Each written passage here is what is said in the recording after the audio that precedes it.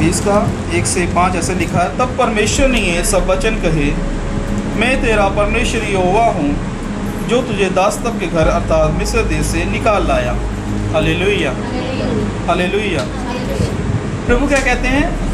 मैं तेरा परमेश्वर, क्या बोलता परमेश्वर?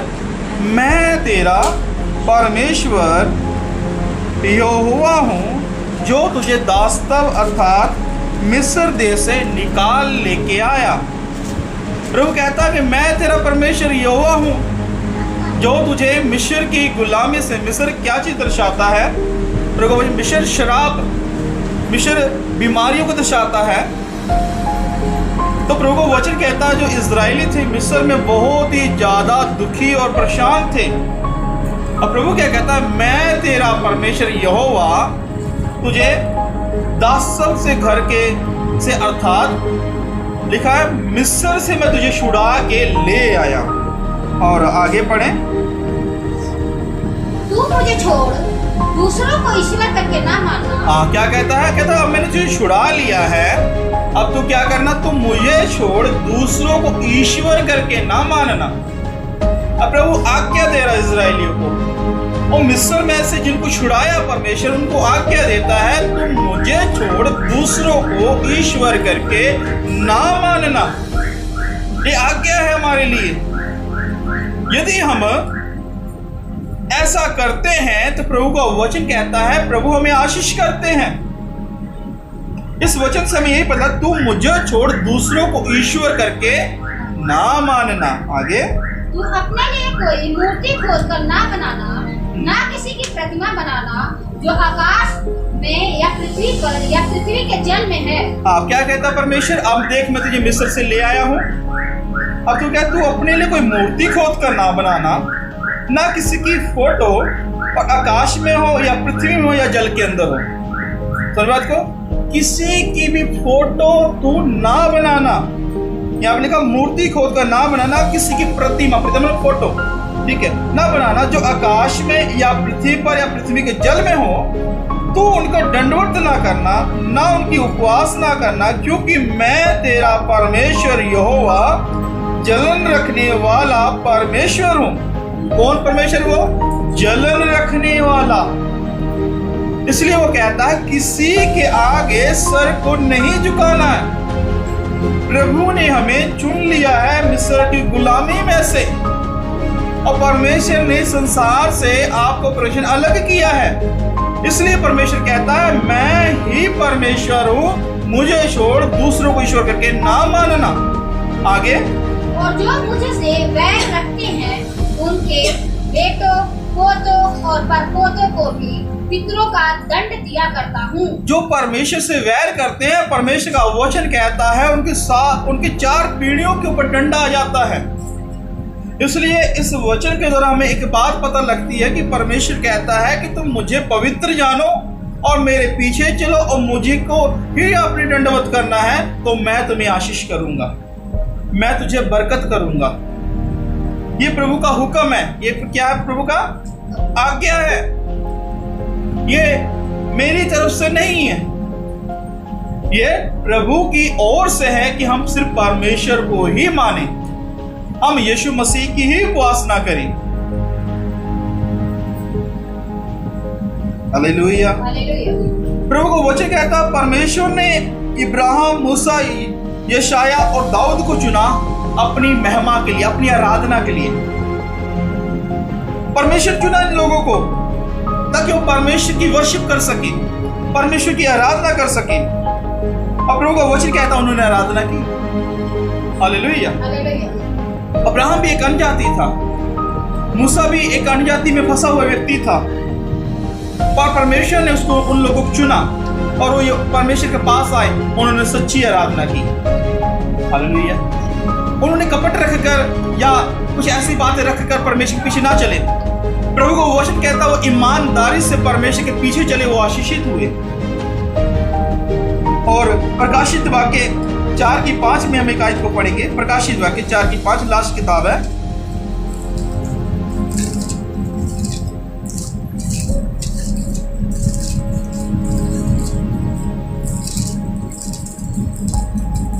पढ़ दी ऊंची आवाज में।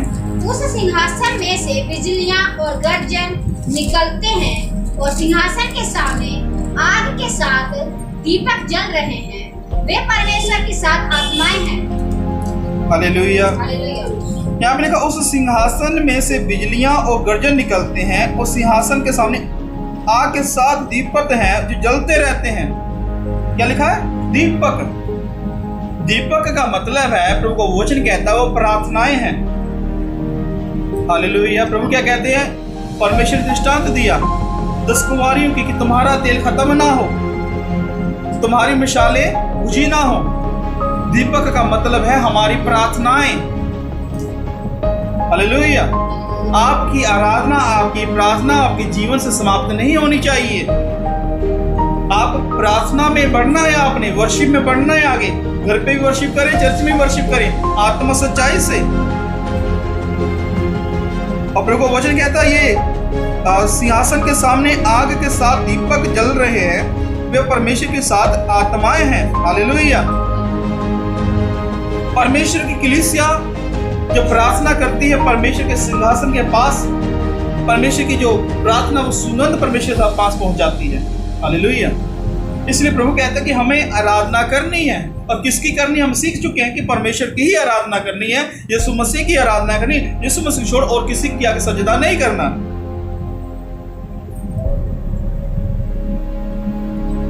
लूका अध्याय 4 उसका 8 वचन।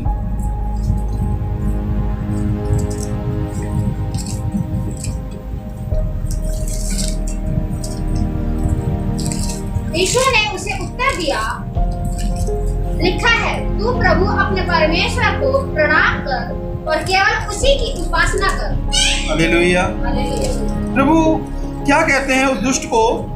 क्योंकि यहाँ पे यीशु मसीह अगर बोल रहे हैं तो आपको इब्लीस यीशु मसीह की परीक्षा करने के लिए आया। तो यीशु मसीह से लिखा, यीशु ने उससे उत्तर दिया, लिखा है, तू प्रभु अपने परमेश्वर को प्रणाम कर और केवल उसी की उपासना करना। हालेलुया।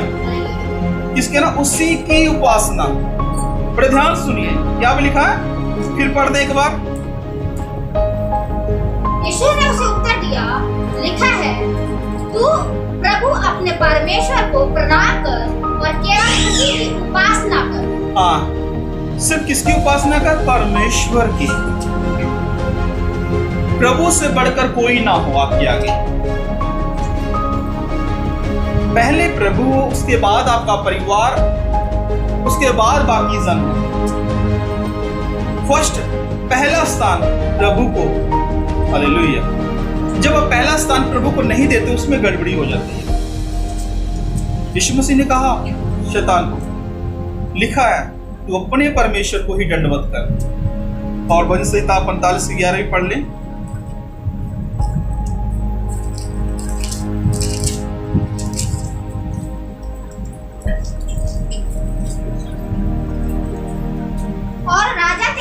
की चाह करेगा, क्योंकि वो तो तेरा प्रभु है, तू उसे दंडवत कर। क्या लिखा? क्योंकि वह तो तेरा प्रभु है, तू उसे दंडवत कर।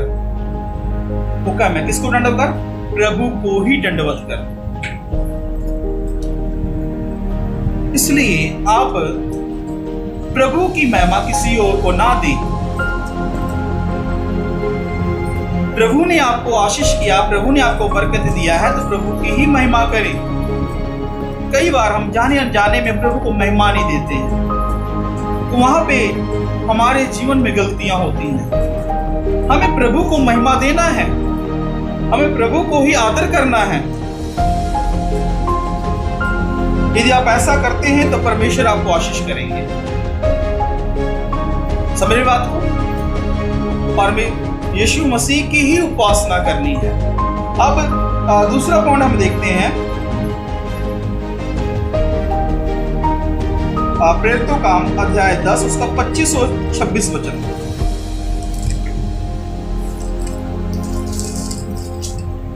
प्रेरितों का काम।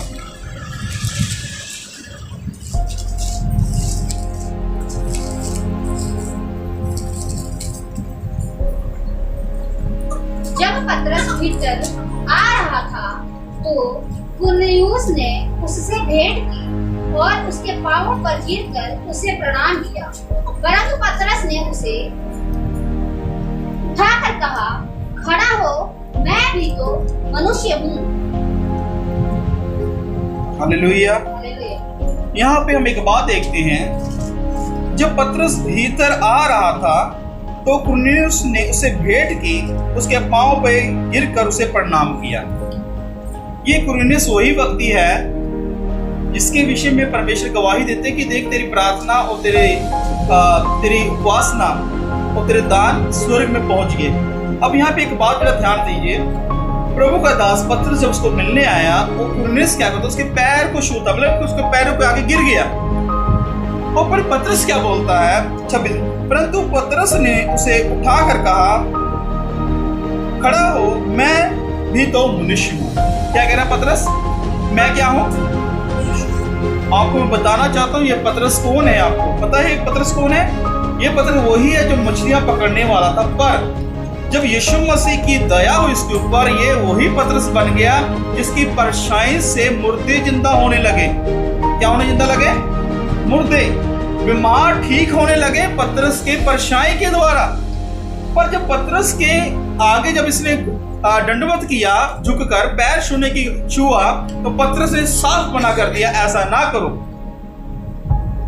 प्रभु को वचन कहता, हम किसी मनुष्य को परमेश्वर की महिमा ना दें। सही बात को यहाँ पे प्रभु को वचन सिखाता है कि हम किसी पास्टर को प्रभु से उत्तम ना जाने, सिर्फ श्रेष्ठ हमारा प्रभु ही है, बाकी सब प्रभु के दास हैं। हम प्रभु को वचन पतरस क्या बोलता है, मैं तेरे जैसा ही हूं, ऐसे ही बोला। पढ़ दे एक बार फिर 26 को, प्रिंसिपल जी पढ़ दीजिए अगर मिला तो। 26, परंतु पतरस ने उसे उठाकर कहा, खड़ा हो, मैं भी तो मनुष्य हूँ। हाँ, क्या कहता, मैं भी मनुष्य हूँ। सुन रहे तो, प्रभु के दास क्या है, मनुष्य है, एक समान है, तो उनका पैर छूना सही नहीं है। प्रभु कहता ये पाप है। फिर आप भी प्रभु की महिमा किसको दे रहे हैं? एक पास्टर को या प्रेरित को या किसी भी जन को आप प्रभु से आगे रखते हो, ठीक नहीं। उसके लिए एक और आयत को हम पढ़ लेते हैं, 14 की हम पढ़ेंगे, इसको प्रेरितों का यहाँ 8 से 15।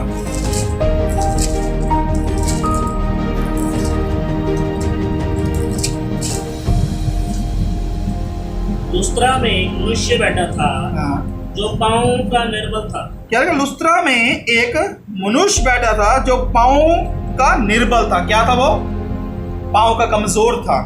और आगे लिखा हुआ जन्म ही से लंगड़ा था और कभी ना चला था।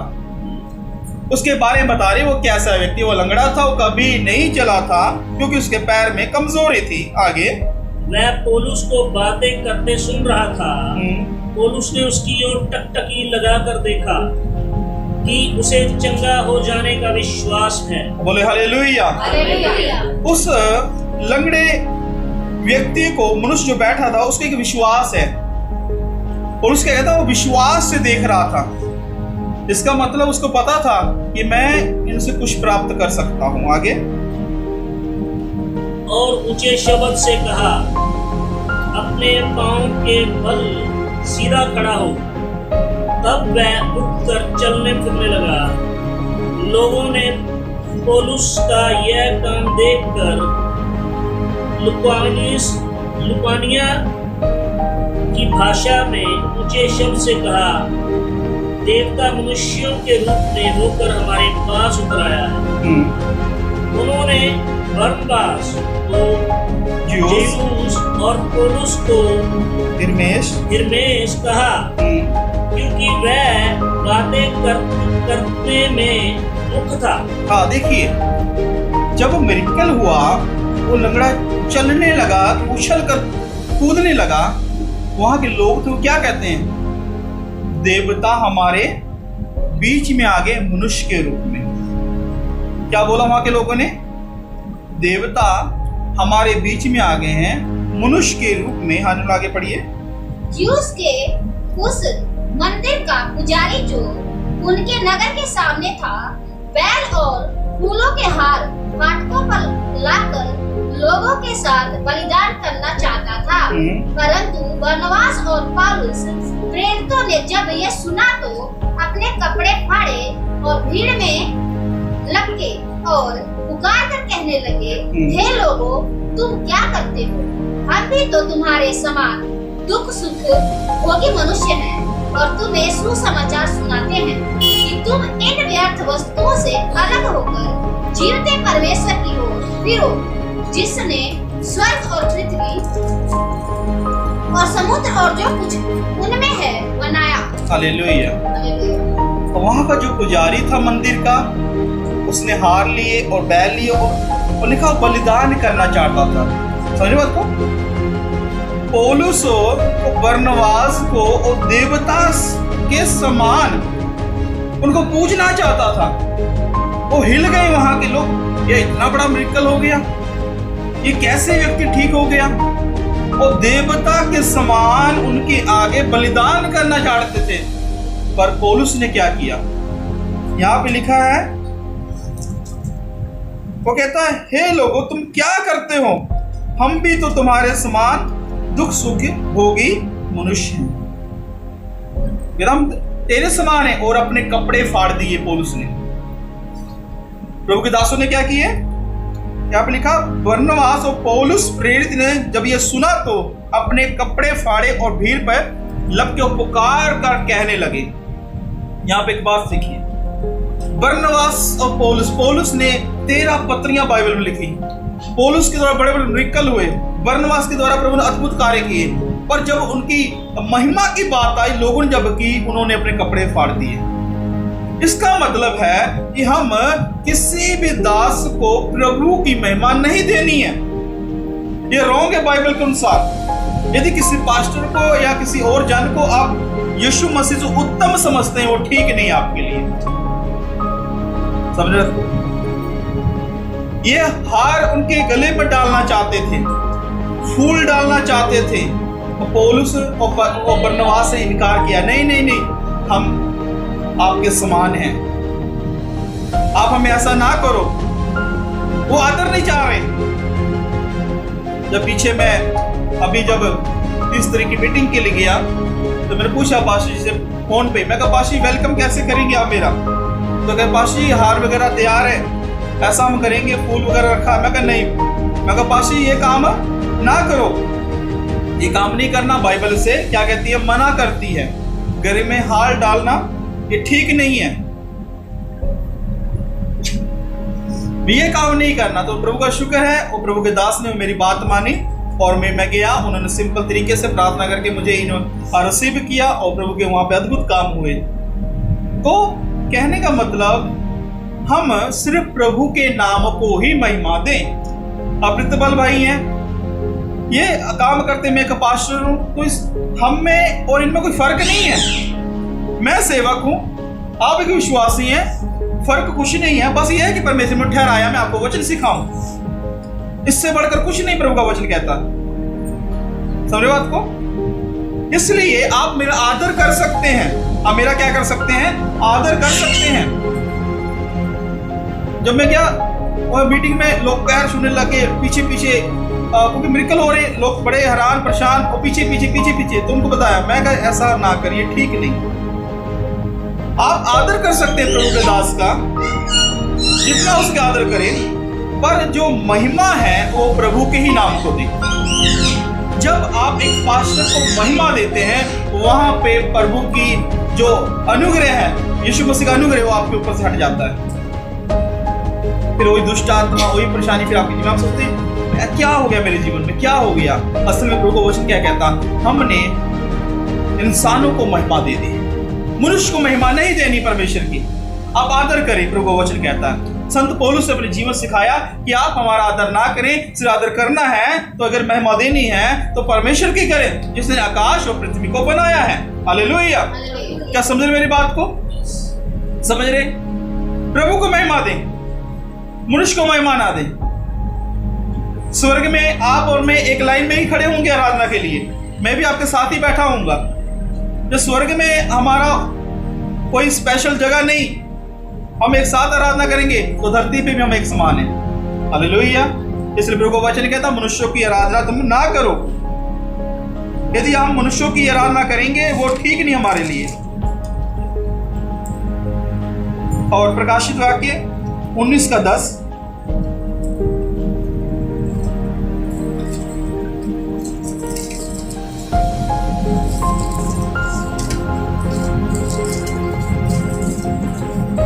तब मैं उसको दंडवत करने के लिए उसके पांवों पर गिर पड़ा। उसने मुझसे कहा, देख ऐसा मत कर, मैं तेरा और तेरे भाइयों का संगी दास हूँ जो यीशु की गवाही देने पर स्थिर है। परमेश्वर ही को दंडवत कर, क्योंकि यीशु की गवाही भविष्यवाणी की आत्मा है। हालेलुया। प्रभु का वचन कहता है यूहन्ना प्रेरित स्वर्गदूतों की बात सुन के बड़ा ही आनंदित हुआ और दंडवत किया स्वर्गदूत को। स्वर्गदूत ने मना कर दिया, तू मुझे दंडवत ना कर सिर्फ परमेश्वर की। इसका मतलब हमने स्वर्गदूतों की उपासना भी नहीं करनी है। स्वर्गदूतों को भी हमने परमेश्वर उत्तम नहीं जानना है। सर बात को कि हम सोचते कि नहीं स्वर्गदूत हमसे उत्तम नहीं। प्रभु वो खुद स्वर्गदूत कह रहा कि हम भी तुम्हारे समान दास हैं, सिर्फ परमेश्वर को ही दंडवत करो। इसलिए प्रभु वचन कहता हम स्वर्गदूतों की उपासना नहीं करनी, ना ही उनके आगे दंडवत करना है।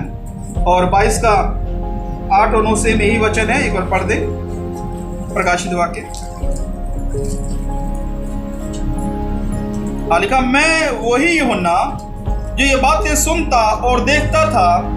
जब मैंने सुना और देखा तो जो स्वर्गदूत मुझसे ये बातें दिखाता था, मैं उसके पांव पर दंडवत करने के लिए गिर पड़ा। पर उसने मुझसे कहा, देख ऐसा मत कर, क्योंकि मैं तेरा और तेरे भाई भविष्यवक्ताओं और इस पुस्तक की बातों के मानने वालों का संगी दास हूँ। परमेश्वर ही को दंडवत कर। एंजल खुद कह रहा मुझे दंडवत ना करे। इसलिए एक बात याद रखे, किसी को भी दंडवत ना करें, सिर्फ परमेश्वर को ही दंडवत करें तो आप आशीष पाएंगे। और लास्ट वचन पढ़ के हम समझ गए, प्रकाशित वाक्य अध्याय 4 उसका 14 वचन, व्यवस्था विवरण 4 था 14 के बीता का 14 पढ़ा व्यवस्था विवरण।